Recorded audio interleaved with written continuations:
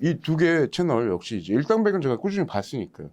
지식플레이나 셜록 홈즈 같은 경우에 처음에 기획해서 그림 그렸던 거랑 현재의 모습이랑 어느 정도 유사합니까? 아니면 좀 많이 좀 변했다고 보세요? 어떠세요? 왜냐하면 이게 또 안 변하면 패턴이 너무 비슷해서 사람들 아까 얘기한 것처럼 기대한 것만큼이 있기 때문에 좀 지루할 수도 있고 이런 것도 있잖아.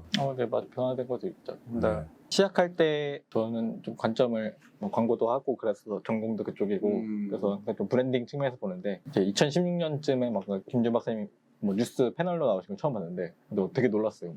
국제 전문가 박사인데 이런 미모의 분이 있어? 약간 맞지. 유현준 교수님도 알쓸시절 2, 그러니까 알쓸시절 2는 못 봤는데 제가 책을 읽었던 분이고 나중에 막 미디어 나오신 거 보니까 와, 건축가 중에 이런 분이 있어? 그래서 이제 그분들에 대한 애정이 있었고 그래서 그러니까 이분들이 어떻게 브랜딩 되어야 되는가에 대해서 이제 좀 실제 애정이 있었네. 팬이라고 할까? 네. 뭐 그런 그게 있으니까 거기 그 안에 들어가는구나.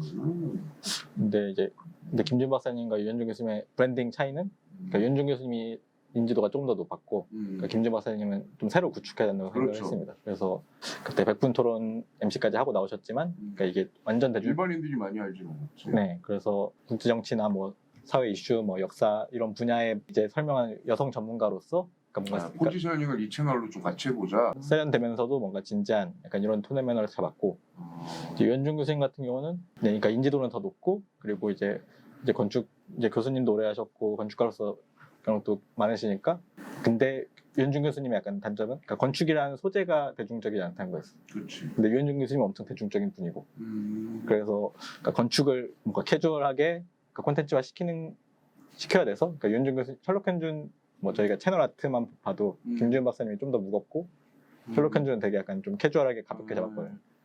그래서 일단 그러니까 브랜딩 측면은 계속 가져가고 있고 근데 이제 바뀐 거는 이제 그러니까 사실 시청자들이 원하는 게 뭐냐에 따라서 바뀌어가는 건데 김주현 박사님 같은 경우에는 초반에는 뭐 역사 문화 이렇게 미국 문화 알려주고 이런 것들이 많았는데 이제 국제 정치가 갈수록 뭔가 혼란스러워져서 맞아.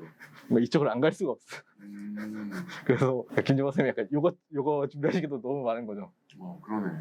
그래서 김주현 박사님이 이제 폭넓게 그러니까 미국 문화 알려주고 약간 이런 좀 라이트한 것도 김주현 박사님도 좋아하시는데 지금은 그럴 만한 시간이 없다. 네, 그러니까 국제 정치에서 집중하게 되었고 이게 뭐 시청자의 니즈에 맞춰서 변화된 거고요. 그리고 셜록 현준 같은 경우에는 이제 초반에 그러니까 유현준 교수님이 그러니까 책을 여러 권 쓰셨으니까 자기가 말하고 싶은 게 딱 쫙 정해져 있었어요 초반에.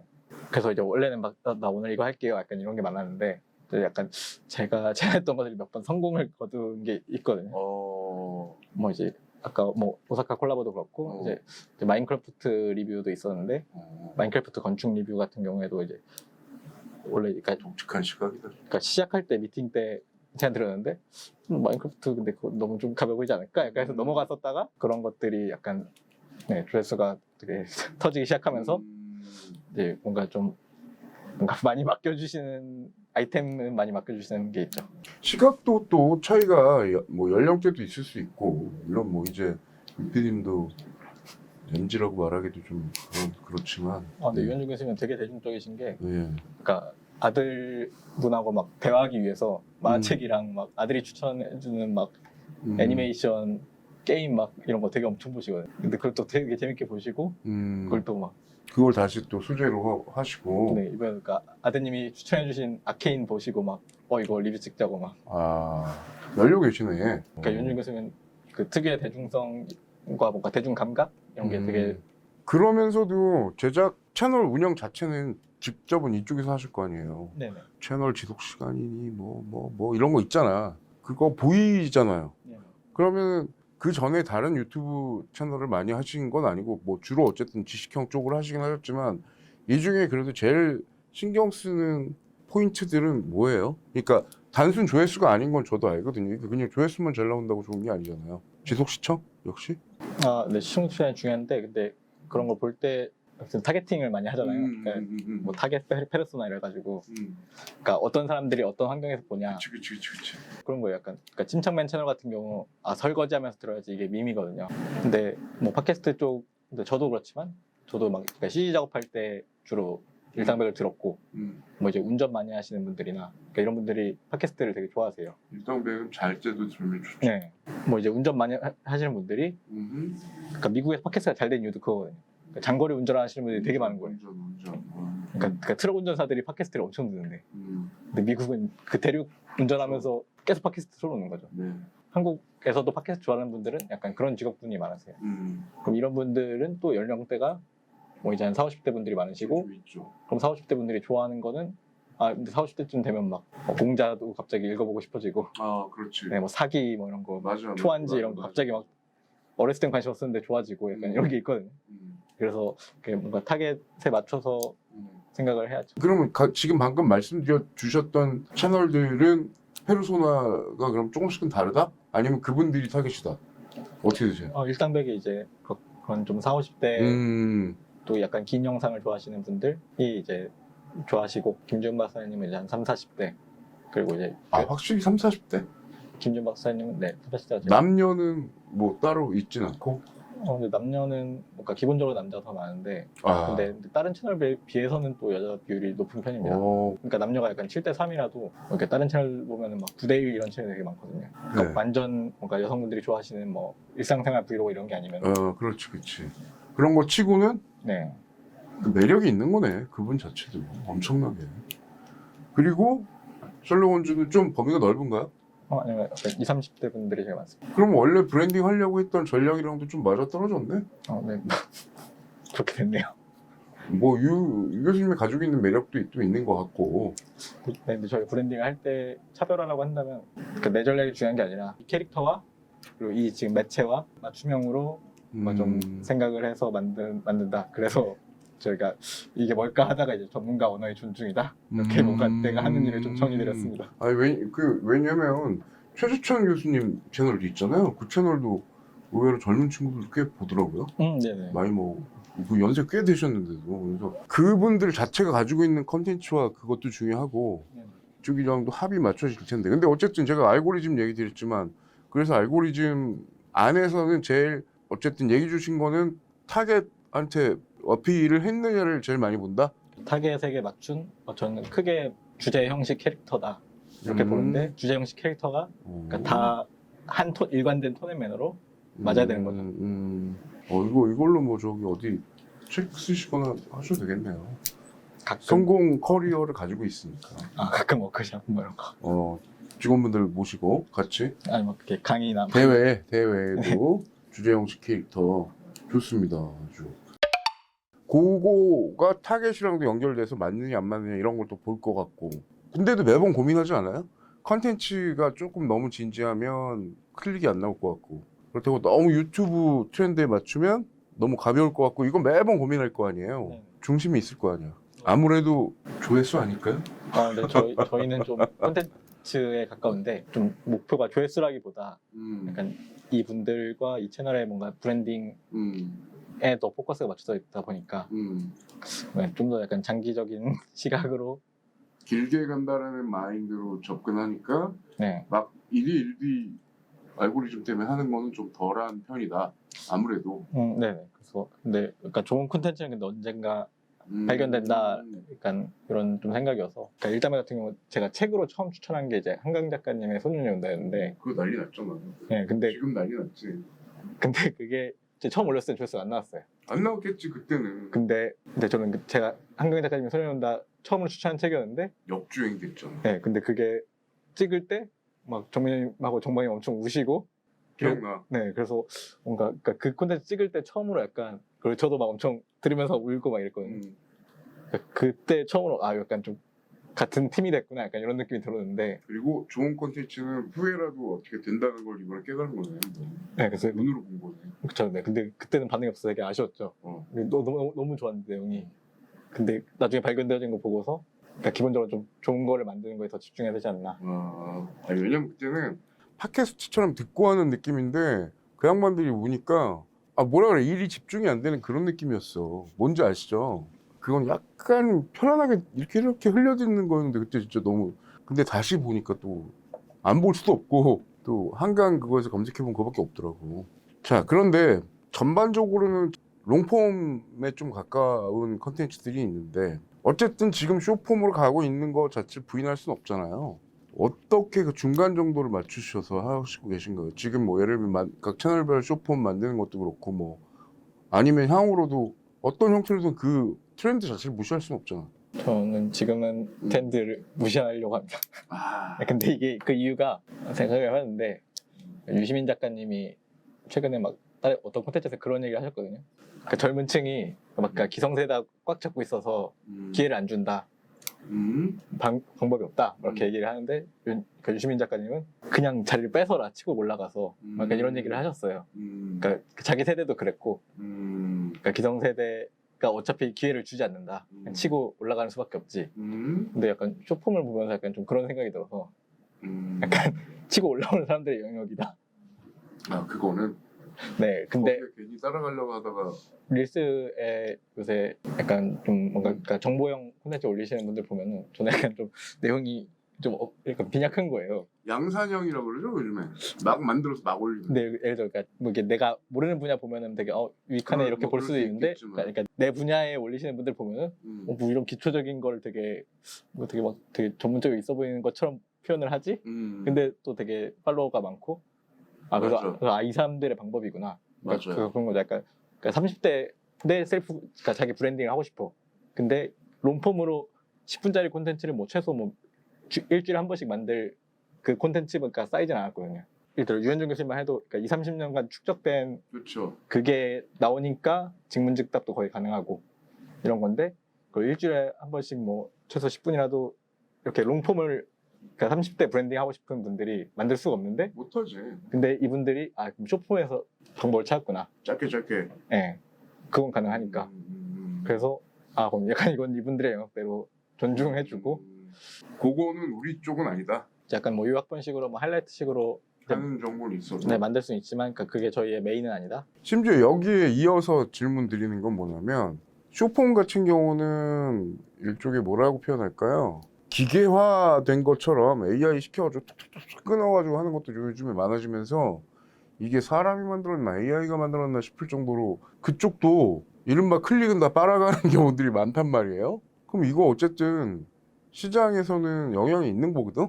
왜냐면 광고주라는 건 다 뭐 어쨌든 한정적인 건데 AI로 뭐 내레이션하고 편집하고 뭐 이런 거 방금 얘기해 주신 게 그런 류로 많이 만들더라고요 요즘에. 보든 안 보든 뿌린다.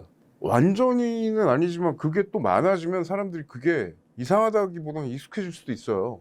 그래서 지식형 컨텐츠 제작 방식이 또 약간 요렇게 약간 영향을 주지 않을까 이런 생각도 좀 해봤는데 어떠세요? 좀 흐름이 그런 것 같은데 그러니까 획일화된 거에서 이제 다양성으로 가니까 그러니까 그 유튜브의 알고리즘 자체도 다양성을 존중하는 그렇죠. 이런 알고리즘이고 사실 근데 시장들도 점점 그렇게 가는 거죠. 근데 뭐 예를 들어 뭐 내가 영화 평론가다. 그럼 이제 뭐 당연히 GV로 이제 이동진 평론가님 모시고 싶은데 근데 이동진 평론가님 할 수 있는 영역이 있고 근데 내가 되게 가볍게 근데 뭐 안 하는 경우는 없는 것 같긴 하지만 근데 이제 뭐 근데 예를 들어 뭐 예산이 이동진 평론가님 모실 예산이 안 돼. 근데 이거는 되게 소규모로 작게 해야 돼. 그럼 요거에 맞는 또 평론가님이 있고. 그렇죠. 예, 근데 또 이거에 맞는 평론가님은 이렇게 뭔가 릴스나 이런 거에 활동하시는 젊은 평론가님을 보실 수도 있는 거고. 그렇죠. 그래서 이렇게 그러니까 좀 니즈나 활동하는 영역들이 좀 되게 다양성들이 생길 거고 좀 자기가 잘하는 거 자기가 맞는 거에 집중하면 되지 않을까. 그러니까 모든 걸 다 먹으려고 할 필요 없고. 어쨌든 그러면 뭐 트렌드는 가긴 갈 것 같고 그 중에 우리가 잘하는 걸 취해서 그분의 포커스를 맞출 거고 그리고 그 제작 방식이나 어떤 환경이라는 것도 결국 뭐 예산까지 포함한 여러 가지가 복합적으로 돼 있고 그 안에 맞는 또 핏이 맞는 분들을 해서 할 수도 있는 거다. 알겠습니다. 저는 가끔 그리고 또 큰 그림에서 하고 있는 거 보면 너무 고퀄이라 이걸 좀 이어가지고 OTT 같은 데서 해도 될 것 같다는 생각이 좀 들 때도 있는데 이렇게 오퍼가 온 적은 없나요? 근데 이미 유튜브는 공개된 거라서 좀 그렇긴 하겠지만 기획형으로 그러니까 저는 원래 좀 다큐멘터리 지향이기도 했고 근데 물론 그런 것도 좀 그러니까 OTT 폼에 맞춰서 그러니까 유튜브랑 그러니까 매체에 따라서 이제 구성이 엄청 변화해야 되는데 그래서 좀 OTT 폼에 맞는 뭔가 기획이나 이런 것들을 개발을 그러니까 자기 확신이 들면은 하려고 먼저 제안을 드릴 수도 있고 그렇죠. 그러니까 하고 싶죠. 예. 근데 뭔가 좀 약간 그러니까 그냥 뭔가 하고 싶어서 막 허겁지겁 하고 싶지 않고 좀 자기 확신이 들고 이건 뭐 예를 들어 유현준 교수님에 맞는 이거는 그러니까 OTT에 올려야 이건 되게 더 좋은 콘텐츠다. 뭔가 그런 좀 뭔가 그 매체에 맞는 기획과 이제 그거에 보장된 퀄리티를 낼 수 있다. 이런 좀 그러니까 몇 가지 그냥 아이디어는 있는데 해외 한번 가셔야 되겠네. 그림이 그렇게 담겨야 뭐 이렇게 또 받아주겠지. 뭔지 느낌은 딱 오네요. 네. 알겠습니다. 그러니까 할 수 있으면 하고 싶다. 그쵸. 예. 그 교수님이나 박사님이나 이런 분들 싫진 않겠네요. 어차피 지분인데 터지면 좋은 거니까. 근데 유현준 교수님은 되게 하고 싶어 하시죠.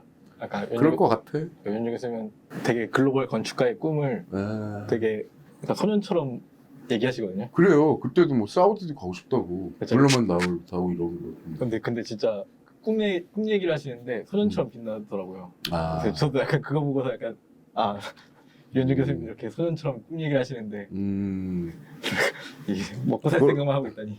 그러면은 지금 방금 슬쩍 얘기하셨지만 그 안에서의 어떤 별도의 시리즈나 기획물일 수도 있고 혹은 이번에 좀 뭘 들어가려고 하는 게 있다 뭐 이런 거 있습니까? 또 우리가 몰랐던 또 어떤 분이랑 또 어떤 채널을 또 새로 하고 계신 건 아닌가부터 미리 알려달라는 건 아니지만 그냥 궁금해서. 생각은 여러 개 있는데 뭐 셜록 홈즈 내에서도 뭐 약간 그냥 서울을 주제로 해서 서울의 뭐 동네별일 수 있고 이렇게 하나씩 다루면 재밌다. 뭐, 진짜 할 거 많겠다.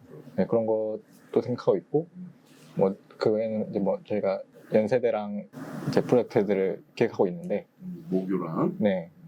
근데 좀 되게 특이하게 연세대학교에 그렇게 좀 그러니까 문화계나 방송계에서 활동하시는 분들이 유독 많아서 근데 또 문화계는 또 약간 거장분들이고 한강 작가님, 봉준호 감독님, 그러네. 이한민 감독님, 뭐 이제 JP님 또 되게 약간 그렇게 약간 말 잘하시는 전문가분들 아니면 또 이렇게 커뮤니케이터 분들도 엄청 많으세요. 그래서 그런 것들을 좀 엮어서 할 수 있는 게 뭐 없을까? 지금 고민 중이신 거구나. 네. 아니면 약간 그림이 기획까지는 들어봤어요?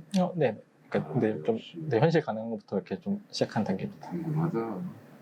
다시 좀 원천적인 질문. 이제 후반부로 가니까 두 가지를 합쳐서 얘기 드려볼게요. 그러니까 어떤 형태로든 그 전문가분들이 나오는 형태는 이른바 큰 유형에서는 강의형이라는 표현을 좀 쓰잖아요.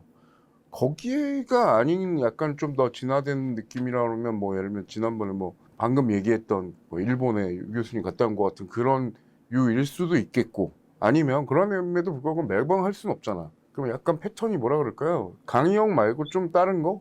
그런 고민 같은 걸 하고 계신지. 또 하나는 어쨌든 지식형 컨텐츠라고 해도 두 가지죠. 정말 설거지하면서 들을 수도 있겠지만 진짜 컨텐츠를 좀 집중해서 좀 봐줬으면 하는 거에 컨셉도 있단 말이에요. 좀 몰입감 같은 거 이런 것들 생각들이 좀 많을 것 같아가지고 한번 복합적으로 물어보려고요.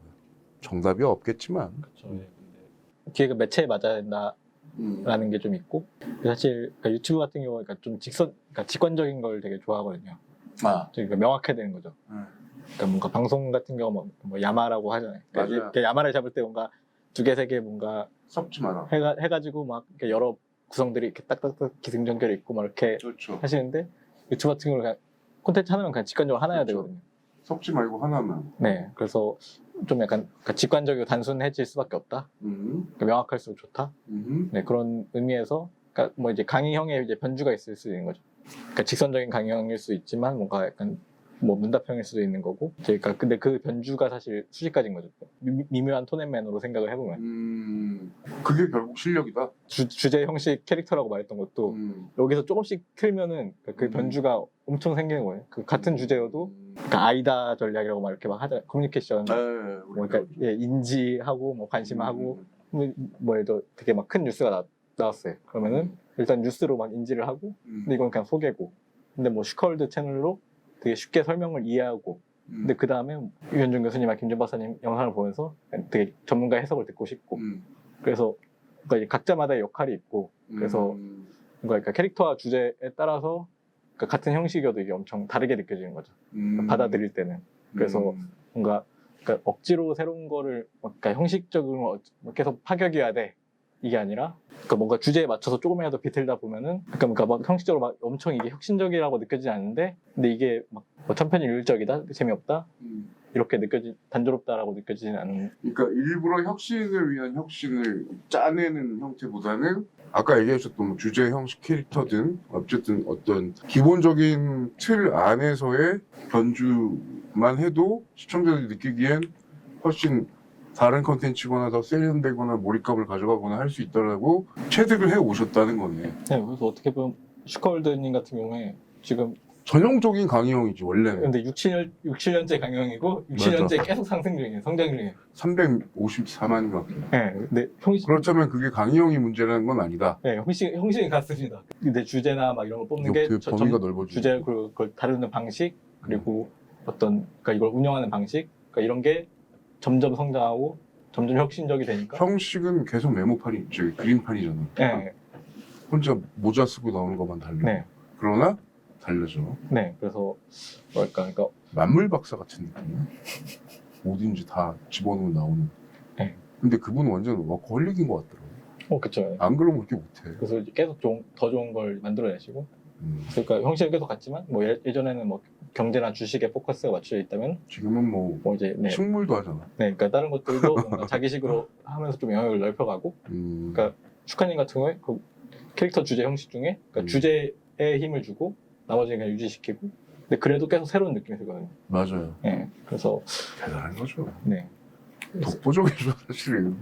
네, 그래서 뭔가 특히 뭐 이제 약간 오히려 막 공공기관 이런 데서 매년 입찰 내고 매년 바꾸거든요. 그러면 공공이 새롭다고 느끼냐? 얘네가 만든 콘텐츠가 전혀 새롭다고 느끼지 않거든요. 그렇죠. 그러니까 그쪽이야말로 뭔가 형식으로 바꿔가지고 답을 하려고 맨날 노력하지. 그러니까 맨날 새로운 거 가져와라 이거. 그런 게 없어. 근데 제대로 된 기존 걸 만들어 본 적도 없으면서. 맞아. 그래서 오히려 일관된 것들을 더 깊게 고민하는 게 더 중요하지 않나. 오늘 얘기하다 보니까 그 보고 참고하는 채널, 사실은 저도 좋아하는 채널들이 있다 보니까 그분들 얘기들을 많이 했잖아요. 뭐 슈카님 얘기도 하셨고. 근데 결국은 다시 이제 정프로님 얘기를 안 할 수가 없지 않습니까? 정프로님이 책 나눴는데 나는 책을 소개하는데 책 소개문에 3프로TV 매불쇼 웃다가 일당백 보다 등 누적 구독자 1천만 명을 기록한 독보적인 컨텐츠 기획자이자 MC라는 걸로 소개를 한 건 난 별로 못 봤는데 이게 지금 잘 보면 매불쇼랑 웃다가 빼고 나면 약간 정보 아니면 지식 컨텐츠 채널에 가깝거든요. 근데 여기 보면 특히나 보다 같은 경우도 보다를 여기서 하진 않잖아요. 네. 그럼 제가 이제 궁금한 거는 지금 아까 제가 뭐 최주천 아마존 얘기도 했고 은근히 이제 큰 그림 연구소가 하는 거랑 비슷하다라기보다는 어쨌든 지식 컨텐츠에 대한 니즈가 시장에서 확인됐으니까 경쟁이 좀 뭐라고 표현할까요? 심화되는 거 아닙니까? 근데 약간 유튜브에서는 그러니까 파이가 커지면 사실 좋은 측면이 있는데요. 여기 이제 큰 그림 연구소는 그 안에서도 선배적인 어떤 그 선배랑 그런 느낌 아니고 그러니까 사실 그러니까 일당백 같은 경우에 초반에 좀 올라가다가 정체기가 좀 있었어요. 뭐 사실이죠. 네, 근데 그때 좀 고민을 했는데 왜였나? 그때 자꾸 이렇게 문학 독서, 그러니까 문학을 다룬 거예요. 근데 그 전에 이제 조회수가 잘 나왔던 걸 보면은 역사랑 철학인 거예요. 그래서 그러니까 파이가 큰 영역에서, 그러니까 사람들이 좋아하는 영역에서 차별화를 해야 되는구나. 근데 문학은 이거를 이제 뭔가 이렇게 영상으로 소비하지 않는 거죠. 사실이야. 네, 그래서 이제 그때 배웠던 게 일단 그러니까 사람들이 많이 보는 영역에서 차별화. 뭔지 알 것 같아. 네, 그래서 그러니까 이 전체 파이가 커진다는 건 사실 그 좋은 시그널이고, 근데 물론 이제 차별화를 만들어내지 못하면 안 되는데, 그러니까 그 안에서 차별화를 만들어내는 거, 그러니까 이게 고민해야 될 포인트지, 뭔가 뭐 경쟁이 심화돼서 레드오션이어서 문제다 이건 아닌 것 같아요. 레드오션에서 차별화하는 게 중요하다. 그게 맞는 말씀 같은 게 일당백 예를 들으셨으니까 내가 몰입해서 들으면 안나 까렌이나가 진짜 너무 예를 들면 재밌는데 평소에 그냥 아무 생각 없이 이렇게 듣다 보면 사기 뭐 이런 거가 그냥 또 이렇게 똑똑 꽂히면서 그냥 또 약간 흘려들어도 괜찮은 느낌? 그리고 그런 컨텐츠를 다른 채널에서도 하기도 하는데도 불구하고 그러니까 이걸 어떻게 종잡을 수가 없네요. 솔직히 어떤 측면에서는. 근데 그 안에서 일종의 패턴 같은 거를 좀 발견하신 셈이라고 볼 수 있고 그럼 이건 레드오션이 아니라 오히려 큰 그림에서 뭔가 그런 방향이 있다. 뭐 예를 들어 뭐 총균세 검색해 보시면은 총균세 콘텐츠가 엄청나죠. 엄청 많은데 근데 조회수가 연도에 하나씩 조회수가 막 100만, 200만 된 게 막 있어요. 그래서 뭐 보시면 뭐 그러니까 설민석님이 아 처음에 맞아. 이제 방송에 완전 방송식으로 하신 게 뭐 조회수가 제일 60만 되고, 그러니까 마인크래프트로 이해하는 총균세 이렇게 해가지고 유튜버분이 올리신 건 또 조회수가 되게 높고, 그럼 이건 좀 타겟이 젊은 거죠. 근데 그 다음 유현준 교수님이 그럼 총균세 어떻게 읽어야 돼? 이건 좀 맞아. 그때 약간 요약보다는 유현준 교수님 관점에 대해 얘기하는 게 좋겠다 해서, 그러면 약간 뭔가 이걸 어떤 관점을 해석해야 되는가 이런 콘텐츠도 있고, 뭐 또 알릴레오도 한 1, 2년 전에 이제 이거는 이제 토크식으로 팟캐스트 토크식으로 한 것도 올리셨고, 네, 뭐 그리고 뭐 최근에 14F에서 총균세 가지고 이제 이건 토론하는 거. 그러니까 총균세라는 주제는 하나지. 하나인데 그 여러 채널에서 다 올리는데 조회수가 다 높아요. 그래서 우리 경쟁이 심화되고 그 안에서 채널에 대한 다양한 것들이 나오면은 서로 좋다? 약간 이런 느낌입니다. 아, 어느새 인터뷰가 거의 이제 막빠지는데 그래도 오늘 오실 때 이런 얘기 정도는 더 좀 하고 싶다. 예를 들면 이럴 수도 있잖아. 뭐 아까 우리 얘기했다시피 이놈 저기 신방가 보내놨더니 유튜브나 만들려고 한다고, 그것도 뭐 지가 만드는 것도 아니고 어디 뭐 저기 그거 만드는 회사에 간다는 둥, 뭐 요새 어쨌든 시각이 되게 많고요. 저도 미디어에서 가르치잖아요. 근데 학생들이 진짜 갈피도 못 잡고 솔직히 말해서, 왜냐면 교수 바뀌니까. 그런 측면에서 어쨌든 약간의 어떤 쪽의 선택을 한 선배죠. 그게 그리고 현재는 어쨌든 평가가 되게 우리가 좋게 얘기하고 있고, 그래서 그런 얘기도 좋고, 아니면 뭐 관련된 뭐 하고 싶은 말 같은 거 해주시면 좋을 것 같아요. 일단 말씀하신 맥락에서는 그러니까 뭔가 어쨌든 그러니까 콘텐츠 만드는 사람은 약간 나로부터 출발하는 게 맞는 것 같고, 그러니까 내가 가치 있다고 생각하는 거, 내 관점에서 내가 같이 있지 않으면 그걸 해도 재미도 없고 할 의지도 안 나니까. 물론 이제 약간 프로세스 상으로 뭔가 그 레퍼런스를 분석을 해서 뭐 이제 원인 분석을 해서 뭔가 이렇게 어떻게든 일 처리를 할 수 있는데, 근데 뭔가 어쨌든 좀 지속 가능하게 일하려면 내가 좋아하는 걸 일단 찾아야 되는데, 그 전형적인 그 돈 못 버는 길로 보통 이해하는 그거잖아. 근데 뭐 이게 바로 되는 건 아니고 그러니까 4, 5년 정도 고생하는 거는 네. 뭐 있을 수 있다. 네, 그러니까 하다 보니까 저도 그러니까 어느 순간 그러니까 의도한 건 아니거든요. 그렇죠. 세상에 막 다 의도해서 되면 좋게. 네, 근데 저는 뭐 고등학교 때는 막 다큐멘터리 PD가 될 거야. 그거는 있을 수 있죠. 그러니까 있었는데, 그러니까 창업을 하면서도 뭔가 다큐멘터리 언제가 여기 가야지 막 이런 생각도 없었어요. 그냥 뭐 방송국 취업 준비할까 창업할까, 그래 많이 그러지. 두 개 중에 이쪽을 고른 거고, 그냥 이거에 맞춰서 살다 보니까, 근데 어쨌든 결국에 뭔가 내가 지향하는 거에 약간 맞닿아 있는. 네, 근데 그게 무슨 바로는 안 되고, 그러니까 이렇게 그냥 흘러가다 보니까. 요즘엔 부모님이나 주변에서는 뭘 하세요? 뭐 어떤 활동들 하고 있는지 아실 거잖아. 네, 뭐 그런 게 좀 콘텐츠 쪽에 있을 때 좀 장점이죠. 그러니까 주변인도 볼 수 있는 콘텐츠 만든다는 게. 그분 만났니? 뭐 좀 이런 것도 막 물어보고 그래서. 네. 좋습니다. 제가 보니까 식구가 조금 더 늘어났나요? 우리 그 큰그림이 전반적으로 그래도 요 한 몇 년 동안 네. 이제 직원은 이제 보통 한 15명에서 18명 사이로 유지하고 있어요. 성장했네요. 잘 돼서 좋습니다. 진짜로 잘 돼서 너무 좋고. 그러면 지금 제가 맥락으로 여쭤본 거 말고 그냥 하고 싶으신 말씀은 따로 있는 건 아니고요? 다 한 것 같습니다. 준비했던 거 대비 뭐 제가 질문을 한 2, 30개 뽑으니까 네. 어저께 통화했을 때 대답할 걸 준비하고 있다고 얘기하시더라고요. 근데 뭐 그러실 필요까지는 없고, 일단 저는 이런 거죠. 저는 뭐냐면 만들고 계신 채널을 다 봤다라는 게 또 재밌지 않습니까? 네. 이런 샤로줍도 보고 아까 말했던 거 다 보는 사람이라 약간 그게 또 비슷한 핏이 있으신 것들을 좋아하시긴 하는 것 같기도 하고, 저도 원래 신박가 나와가지고 PD 출신이라. 네. 그래서 뭐 그런 것도 있는 것 같습니다. 네, 그 질문이 뭔가 다 맞춤형으로 써주셨더라고요. 그래요. 뭐 전문 기자나 MC 뭐 이런 것도 아니고 그냥 전공한 사람하고 얘기했는데 편안하셨나요? 네. 제가 그러니까 인터뷰를 보통 저도 하는 입장이어서. 네네, 그러네. 당하는 게. 근데 이제 질문지도 이렇게 쓰시는 거 보고 이렇게 막 많이 배우고. 알겠습니다. 저도 오늘 공부 되게 많이 했네. 네, 저도 이렇게 뭐랄까 그러니까 많이 배웠습니다 정말. 저는 일단 그 주제 형식 캐릭터를 외워가지고 학생들한테 알려주도록 이렇게 하겠습니다. 평소에는 그러면은 일주일 기준으로 너무 바쁘시죠? 어때요? 오늘 시간 낸 것도 좀 감사하긴 한데, 아니면 미리 찍어놓고 편집하니까 가라앉는 건 후배들이 해서 본인의 시간 좀 신규 기획만 해가지고 조금 시간이 있나요? 저 약간 좀 유동적인 바쁠 때 엄청 바쁘고 약간 다행이네요. 네. 타이밍이 그래도 맞아서. 네. 자, 아무튼 큰 그림 연구소 유재룡 PD님하고 인터뷰 잘 나눴고요. 앞으로 이 큰 그림 연구소의 약진 여러분들도 응원해 주시기 바라겠습니다. 감사합니다.